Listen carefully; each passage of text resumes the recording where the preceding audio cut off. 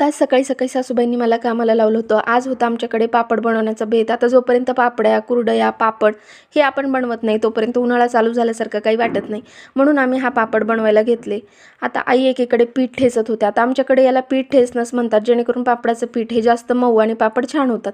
आता पापड बनवण्याचा तर खूप कंटाळा येतो, पण आहोंना आवडतात, त्याच्यामुळे मी ते बनवायला घेतले. आम्ही काहीतरी करतोय आणि पृथ्वी लुडबुड करणार नाही असं तर होणारच नाही. आणि आता ह्याच्या व्यतिरिक्त त्याच्याकडे थोडं जरी दुर्लक्ष केलं तर असे काहीतरी उद्योग करतो. आईस्क्रीमने पूर्ण तोंड त्याने भरवलेलं. छान असे छोटे छोटे पापड आम्ही लाटून घेतले. मध्ये एक ब्रेक घेतला आणि मस्त टरबूज खायला घेतलं. आता पापडाचं असं आहे की ते लाटण्यापेक्षा जास्त मेहनत ही त्याला सुकवण्यामध्येच असते. सारखं त्याला सुकवायचं, जमा करायचं असं ते चालूच असतं. म्हणून पापड सगळे आम्ही सुकवायला ठेवले. आता खाली इतकं गरम होत होतं म्हणून थोडा वेळ टेरेसवर आले की थोडंसं बरं वाटायला लागतं. खाली आले आणि लगेच स्वयंपाकाला लागले. आता पापड करो काही करो, स्वयंपाकापासून तर काही आपल्याला सुट्टी मिळणारच नाही, म्हणून संध्याकाळच्या स्वयंपाकाला लागले. आज जेवणामध्ये होत्या छान अशा ज्वारीच्या भाकरी आणि पिठलं. तर तुम्हाला व्हिडिओ कसा वाटला कमेंट करून सांगा आणि असे छान छान व्हिडिओ बघायला